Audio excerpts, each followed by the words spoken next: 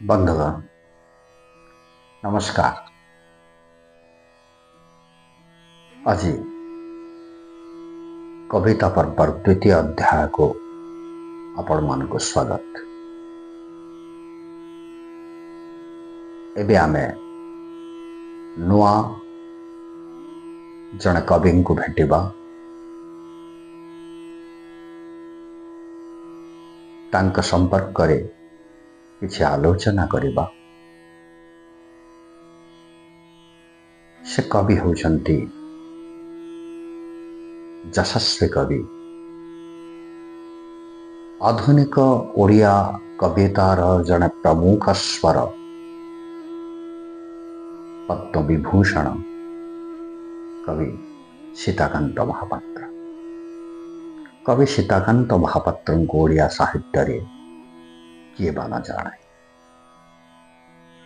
जने वरिष्ठ भारतीय प्रशासक 1961 मसीह 1995 मसीहा जाए भारतर तथा ओडिशार विभिन्न प्रांत रे निजर कार्यदक्षता संपन्न करी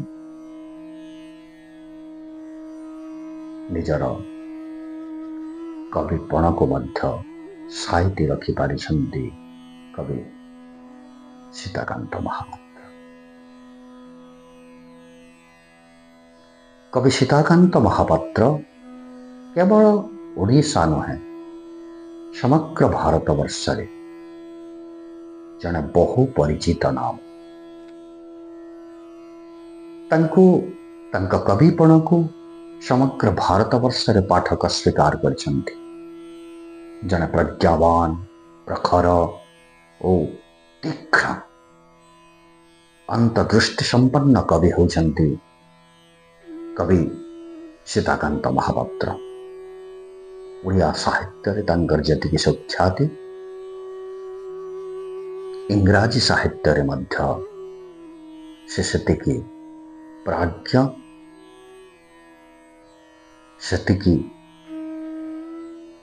से प्रखर, सेतिकि बहु परिचित। जने कवि एते कार्यभार ग्रहण कला परे मध्य ता कविता को बा तार सृजन कर्मर दुराए नाही एवं समग्र भारत वर्ष देश विदेश पुरा पल्ली आदिवासी वनभूमि प्रतिटी लोकंकर हृदय को चिन्हि चिन्हि बुली बुली तांकर भाव, तांकर संवेग सहित, तांकर सामाजिक चलनी सहित, तांकर भाषा सहित परिचित हुई ताकु सृजन कर्म रे लगैबार दक्षता केमिति रखी पारे तार ज्वलंत दृष्टांत होइछंती कवि सीताकांत महापात्र। अर्थात तांक कविता एक स्वतंत्र महकरे महकित हो पारिछि एइथिपाई जे कार्यभार ग्रहण करी मध्य सृजन कर्म को अवदमित करि पारि नाहंती कवि। तांक कविता समग्र को पढ़िला बेले मते लागे पाठक हिसाब रे जे पाठक मानक पाठकीय अरण्य भितरे सीताकांत महापात्र कविता एक नव गुंजर रूपी कविता सदृश, बहुरूपी कविता, बहु आवेगर कविता, बहु भाव अनुभवर कविता। गोटिए दिग, गोटिए साधारण अन्वेषण रे कविता लिखि नाहंती कवि सीताकांत महापात्र। तेणु तांक कविता समग्र को निठे कि न बुझिले बुझिबा मुश्किल है पड़े। ତାଙ୍କର କବିତା ସଂକଳନ ଗୁଡ଼ିକ ଆପଣମାନେ ସମସ୍ତେ ଜାଣନ୍ତି। ଶବ୍ଦର ଆକାଶ, ସମୁଦ୍ର, ଚିତ୍ର ନଦୀ, ଦୀପ୍ତି ଉଦ୍ୟୁତି, ଅଷ୍ଟପଦୀ, ସମୟର ଶେଷ ନାମ, ବର୍ଷା, ସକାଳ, ପ୍ରଦକ୍ଷିଣ, ମୃତ୍ୟୁର ଅସୀମ ଧାର୍ଯ୍ୟ, ଇନ୍ଦ୍ରଧନୁ, ଅସଫଳ ଆରୋପ, ଆଉ କେବେ ଆସ, ପ୍ରତି ଅକ୍ଷରରେ ମୋର ପୁନର୍ଜନ୍ମ ଆଦି ପୁସ୍ତକ ଗୁଡ଼ିକ। ଅସଂଖ୍ୟ କବିତା ସଂକଳନ, ପ୍ରାୟ 21-22ଟି କବିତା ସଂକଳନ। ଏଥିରେ ସେ ପୂର୍ଣ୍ଣ ପ୍ରାଣରେ କବିତା ମାନଙ୍କୁ ଅନୁଭବ କରିଛନ୍ତି। ଅବଶ୍ୟ ସବୁ କବି ପୂର୍ଣ୍ଣ ପ୍ରାଣରେ କବିତାକୁ ଅନୁଭବ କରନ୍ତି ଏବଂ ତାକୁ କାଗଜରେ ସହିଆ ଦିଅନ୍ତି, କିନ୍ତୁ କବି ସୀତାକାନ୍ତ ମହାପାତ୍ର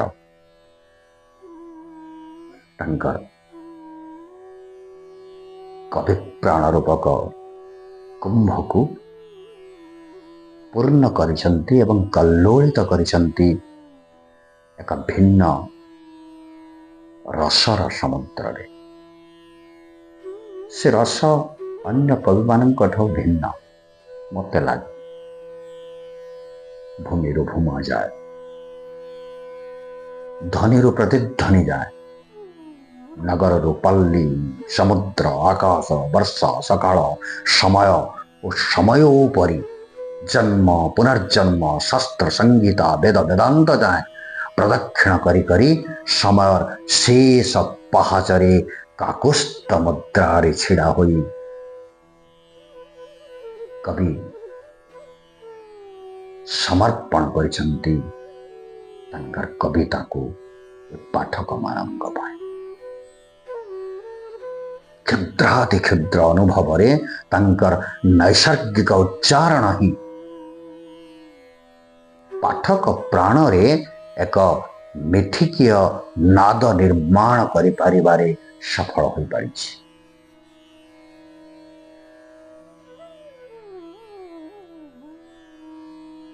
ଅର୍ଥାତ୍ ତାଙ୍କ କବିତା ଗୁଡ଼ିକରେ ସ୍ୱତନ୍ତ୍ର ମିତ ଥାଏ, ଯାହା ପାଠକ ପ୍ରାଣକୁ ଆନ୍ଦୋଳିତ କରେ। ସେ ଖୋଜିବା ପାଇଁ ବାଧ୍ୟ ହୁଏ ବେଦକୁ, ବେଦାନ୍ତକୁ, ଭାଗବତକୁ, ଗୀତାକୁ, ଉପନିଷଦକୁ।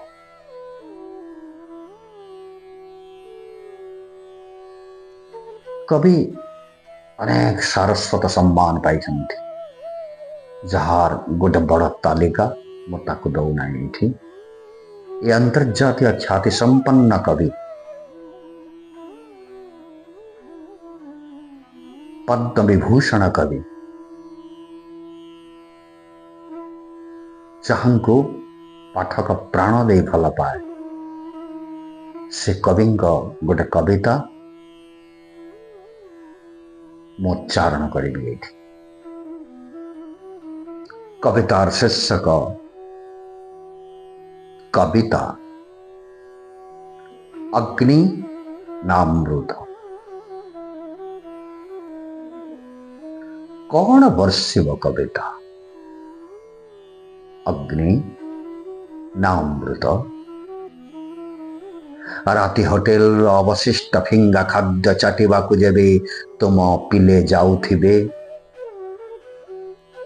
ନାଉଟିଏ କି କଖାରୁଟିଏ ଚୋରି କରି ତମେ ଯେତେବେଳେ ଜେଲ ଯାଇଥିବ, କାଠ କେଇ ଖଣ୍ଡ ଟାଙ୍ଗିଆରେ ହାଣି ଜଙ୍ଗଲରୁ ଫେରୁଥିବା ବେଳେ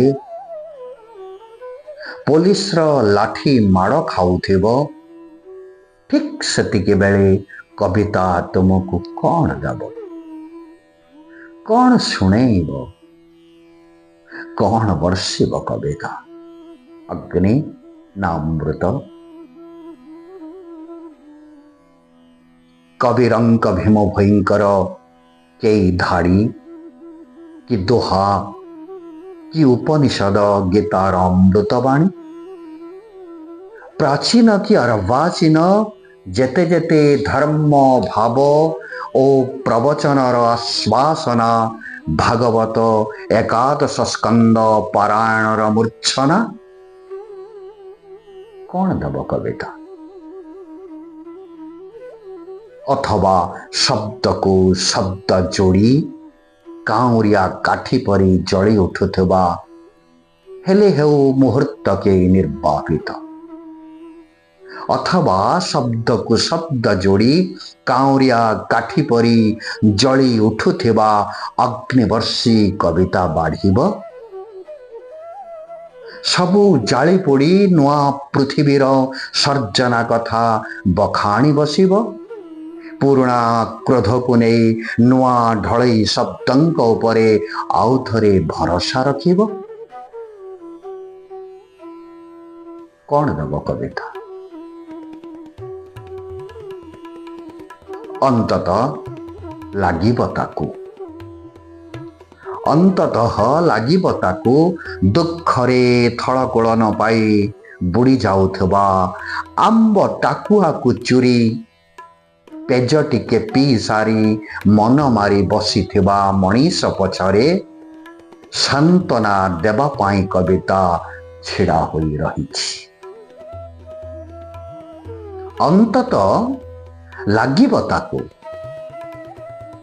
अंततः लागिब ताकू दुखरे थलकूल न पाई डूबी जाउथबा आंब टाकुआ को चुरी पेज टिके पी सारी मन मारी बसिथिबा मनीष पछरे सांत्वना देबा पाई कविता छिड़ा होई रहिछि।